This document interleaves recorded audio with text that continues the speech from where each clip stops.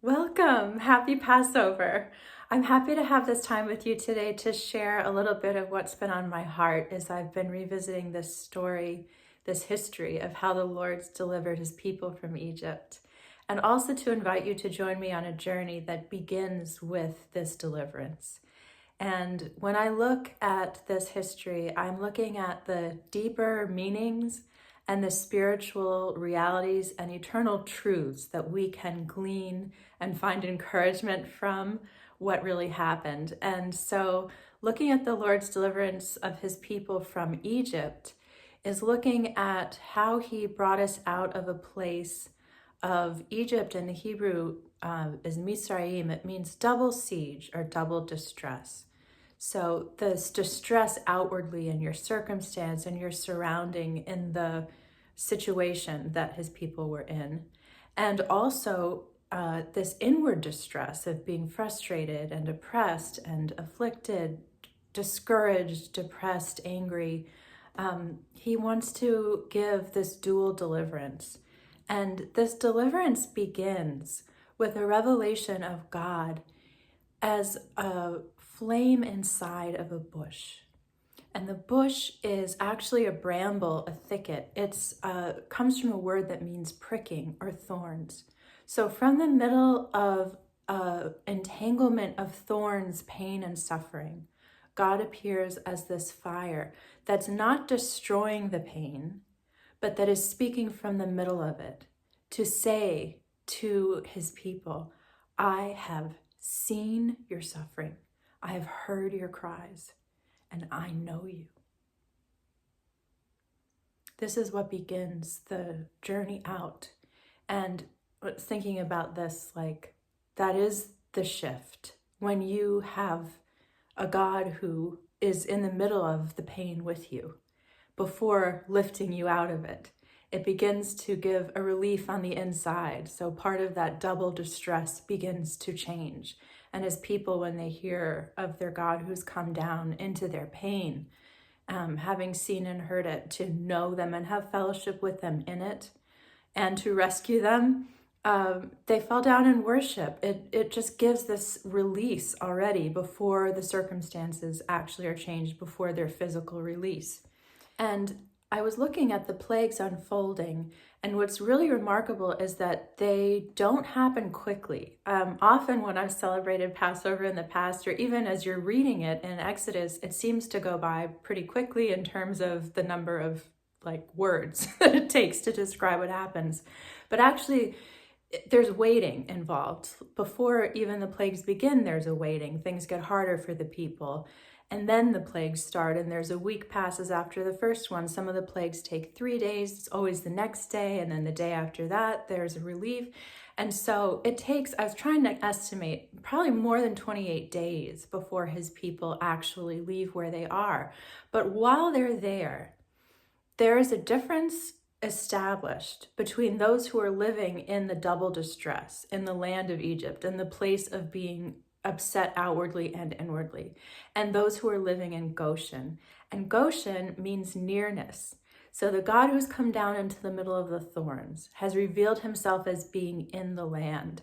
And those who are living in connection and relationship with him in the midst of the plagues are not affected in the same way as those who are living without this nearness of God, without an awareness of his being with them. And I've been really marveling at this delay, this intentional delay of really experiencing God's nearness, his presence in the thorns before the deliverance comes, what it does to you on the inside before the outside things change. And partly because of the distress and suffering that is happening globally with the wars and natural disasters, and locally in the United States, which is the country I'm from. Also personally, my father is very bravely battling cancer, and I have some loved ones that are also walking through some heavy things. So it's just been very remarkable to see that God not only delivers his people, but also does something in that interim time before they come out on the inside that really has come to life for me in the story of Lazarus. I was looking at how his sisters sent word to Jesus, the one who you love is ill. And he loved the sisters and Lazarus, and so he stayed. He stayed in this place of having heard from them. He lingered with their petition. He was present with this receiving of their plea. And then he goes. And the comfort that he gives to them before he raises Lazarus is, I am the resurrection and the life. It's like we want the circumstance to change, but God is more than just the circumstance changing. He's also the life that sustains you once you are raised. He is not only the deliverance from Egypt, he's the dwelling in the nearness. He's not only the resurrection, he's the life. And Lazarus, who had Jesus in his home eating with him before, feasts with him again. And in that time before Lazarus is raised, Jesus is seen as being present with the sisters mourning, and he weeps with them, he grieves with them. And the people who are there say, look how he loved him. There's a witness of the love of God who would be with us. That he didn't just come in to fix it and to put a Band-Aid on it or to just wave a wand and make a sign like, look at how powerful I am. But he really walks alongside and he really feels and wants to know us. You know, it's one thing if somebody loves you when you're healed and delivered and in a happy place.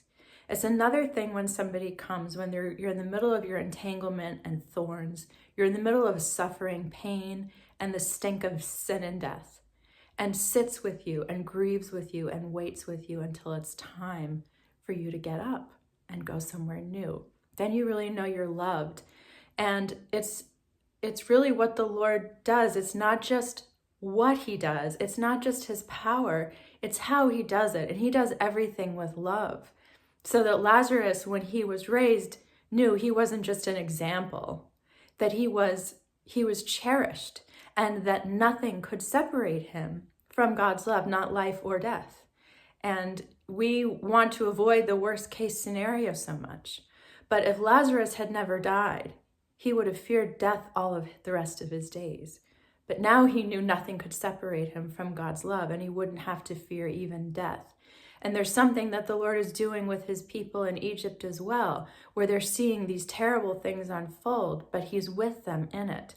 And he's loving them through it, and he's keeping them in it in such a way that when he does take them out and they do rise from this place, many others go with them because they've come to believe in God and they've seen how he cares for his people. And so I'm inviting you to join me on a journey. The journey is one that begins with a deliverance. It begins with the Lord coming down and giving that initial internal relief of his presence with you in the midst.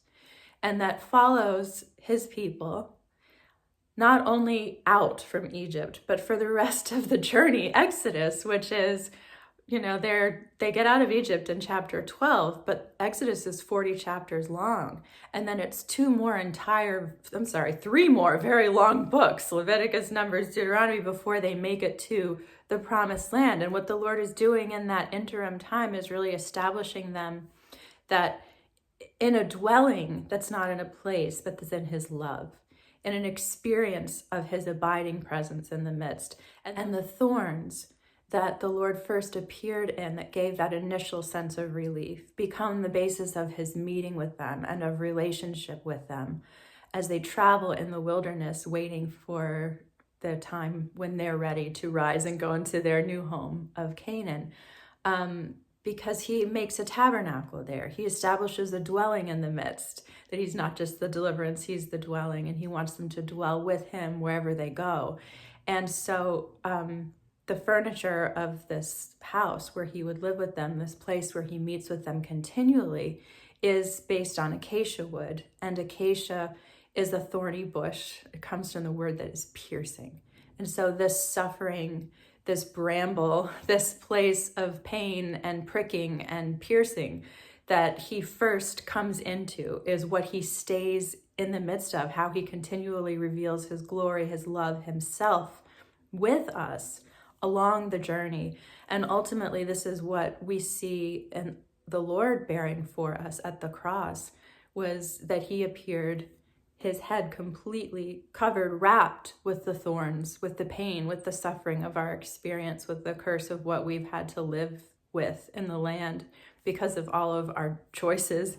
And to show that he has always had our suffering and our pain, our cries, and our petition for help on his mind, and that he has allowed himself to be pierced through with it. He's not a God who's just like, yes, let me wave a wand and make it better and pretend it wasn't a big deal. He comes in and he feels it. And he wants us to know, especially during this time when so many of us are in travail for a change of circumstance in the world and our country, perhaps in your family as well, personal life. He wants us to know that he knows us and he loves us. And that he loves us not because things are better and in a great place, but he loves us with an abiding love that endures through the worst to the better place, so that even when terrible things happen again, we don't have to fear it because we know the God who raised us out of the worst. And so I really believe what I have to share will be an encouragement to your heart. If you'd like to join me for the journey home, you can RSVP. There's a link here. Mostly I'll be sending emails out, not too regularly, but the things I have to share is mainly in writing. I'll also be posting supplementary videos on my YouTube channel, and I might share some things on Facebook. But I really look forward to what I have to share with you. And I pray that even just this picture of God's first appearing in the middle of the thorns and his final appearing on the earth, also amid the thorns, would give a relief to your situation of distress, that something on the inside of you would shift today from having seen the God who doesn't come to just merely change it and take it away or make light of the thing, that he does want to help, he will help, he is a savior. He's also the shepherd, he's also the friend, he's also the one who will be your ride home and your food home from when you get out of prison. He's everything, and he wants to be with you. And I pray that you would sense him very near today from even this image of him burning with his love for you amid the place of your pain. Be blessed, be loved, and happy Passover.